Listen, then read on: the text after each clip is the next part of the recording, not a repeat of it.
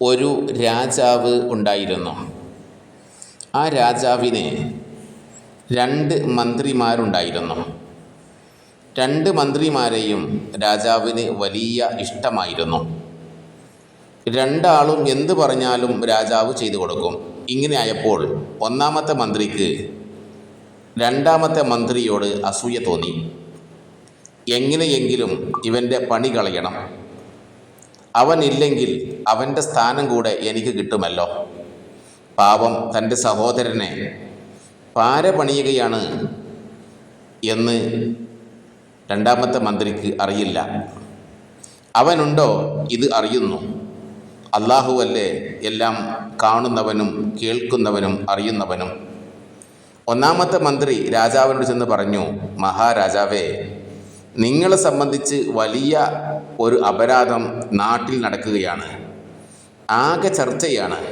വളരെ മോശമായിട്ടാണ് രണ്ടാമത്തെ മന്ത്രി നിങ്ങളെപ്പറ്റി നാട്ടിൽ പറഞ്ഞു പരത്തിയിട്ടുള്ളത്.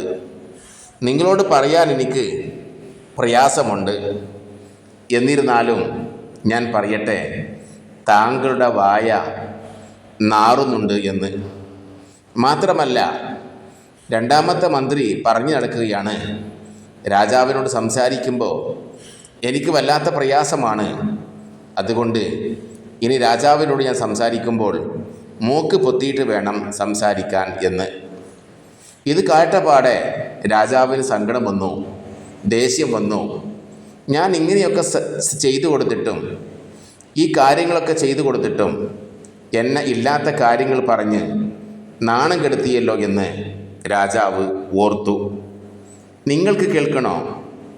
ഈ ശുദ്ധ കളവ് പറഞ്ഞ ഒന്നാമത്തെ മന്ത്രി രണ്ടാമത്തെ മന്ത്രിയോട് ചെന്ന് പറയുന്നു, ഇന്നലെ രാവിലെ രാജാവ് എന്നോടൊരു കാര്യം പറഞ്ഞു. നീ രാജാവിനോട് സംസാരിക്കുമ്പോൾ നിന്റെ വായ നാറിയിട്ട് രാജാവിന് പ്രയാസമാണ് എന്ന്. എങ്ങനെയാണ് നിന്നോട് രാജാവ് പറയുക എന്നാണ് രാജാവ് പറയുന്നത്. അതുകൊണ്ട് നീ എന്ത് ചെയ്യണം?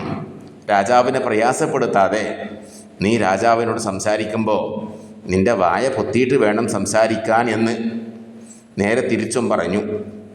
അതുകൊണ്ട് നീ രാജാവിനോട് സംസാരിക്കുമ്പോൾ ശ്രദ്ധിക്കണേ എന്ന് ഒരു താക്കീത് നൽകി. ഈ സാധു മനുഷ്യനുണ്ടോ? ഇവൻ്റെ കുതന്ത്രം അറിയുന്നു. അങ്ങനെ ഒന്നാമത്തെ മന്ത്രി പറഞ്ഞ പ്രകാരം രണ്ടാം മന്ത്രി രാജാവിനോട് സംസാരിക്കുമ്പോൾ വിനയത്തോടെ പേടിച്ച് വായയും മൂക്കുമെല്ലാം പൊത്തിപ്പിടിച്ച് സംസാരിക്കുന്നു. അപ്പോൾ രാജാവിന് ഉറപ്പായി ഒന്നാമത്തെ മന്ത്രി പറഞ്ഞത് സത്യമാണ് എന്ന്. ഉടനെ രണ്ടാം മന്ത്രിയെ രാജാവ് ജോലിയിൽ നിന്ന് ഒഴിവാക്കി.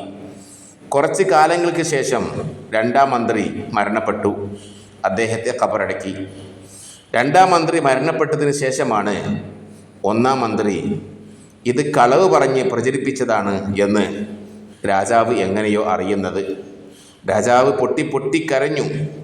കാരണം ഒരു ദുർമാർഗി വല്ല വാർത്തയുമായി വരുമ്പോൾ അതിൻ്റെ സത്യാവസ്ഥ അറിയാതെ പ്രതികരിക്കരുത് എന്ന ഖുർആൻ വചനം രാജാവ് ഓർത്തു. രാജാവ് ഖബറിങ്കൽ പോയി പൊട്ടിക്കരഞ്ഞു. ഇനി എന്ത് ചെയ്യാൻ? ഇതിൽ വലിയൊരു പാഠമുണ്ട്. ഖുർആൻ പറഞ്ഞു, യാ അയ്യുഹല്ലദീന ആമനു ഇൻ ജാഅകും ഫാസിഖും ബിനബഇൻ ഫതബയ്യനു അൻ തുസീബു ഖൗമൻ ബിജഹാലത്തിൻ ഫതുസ്ബിഹു അലാ മാ ഫഅൽതും നാദിമീൻ. വിശ്വസിച്ചവരെ, ദുർമാർഗിയായ ഒരാൾ നിങ്ങളുടെ അടുക്കൽ വല്ല വർത്തമാനവുമായി വന്നാൽ നിങ്ങൾ അതിനെപ്പറ്റി അന്വേഷിച്ച് വ്യക്തമായി അറിഞ്ഞുകൊള്ളുവിൻ. അറിയാതെ വിഡ്ഢിത്തത്തിൽ വല്ല ജനങ്ങൾക്കും നിങ്ങൾ ആപത്തുണ്ടാക്കുകയും എന്നിട്ട് നിങ്ങൾ ചെയ്തതിൻ്റെ പേരിൽ നിങ്ങൾ ഖേദിക്കാതിരിക്കുകയും ചെയ്തേക്കുമെന്നതിനാൽ. സഹോദരന്മാരെ, ഈ കഥയിൽ വലിയ ഒരു ഗുണപാഠമുണ്ട്. എന്താണ് നമുക്ക് ഈ കഥയിൽ നിന്ന് മനസ്സിലായത്? അവസാനം രാജാവ് ഒന്നാമത്തെ മന്ത്രിയെ ജോലിയിൽ നിന്നും ഒഴിവാക്കി. രാജാവ് കൊടുത്തതെല്ലാം തിരിച്ചു വാങ്ങി. ഒന്നാം മന്ത്രി ആദ്യത്തെ അവസ്ഥയിലേക്ക് തന്നെ മടങ്ങി ഫക്കീറായി അദ്ദേഹം ജീവിക്കാൻ തുടങ്ങി. അതുകൊണ്ട് തൻ്റെ സഹോദരൻ അസൂയപ്പെടുമ്പോൾ, തൻ്റെ സഹോദരനോട് വെറുപ്പ് കാണിക്കുമ്പോൾ, തൻ്റെ സഹോദരനെ ആക്രമിക്കുമ്പോൾ അത് എനിക്ക് തന്നെ തിരിച്ചു വരും എന്ന ഒരു ബോധം നമുക്കെല്ലാവർക്കും ഉണ്ടായിരിക്കണം എന്ന് സൂചിപ്പിക്കുകയാണ്. അല്ലാഹു സുബ്ഹാനഹു വ തആല സ്നേഹത്തോടു കൂടെയും ഐക്യത്തോടു കൂടെയും അതേപോലെ പരസ്പരം സ്നേഹിച്ചും സഹകരിച്ചും ജീവിക്കുന്ന ആളുകളിൽ, മുത്തഖീങ്ങളിൽ അല്ലാഹു നമ്മെ ഉൾപ്പെടുത്തി അനുഗ്രഹിക്കട്ടെ. അസ്സലാമു അലൈക്കും വറഹ്മത്തുള്ളാഹി വബറകാതുഹു.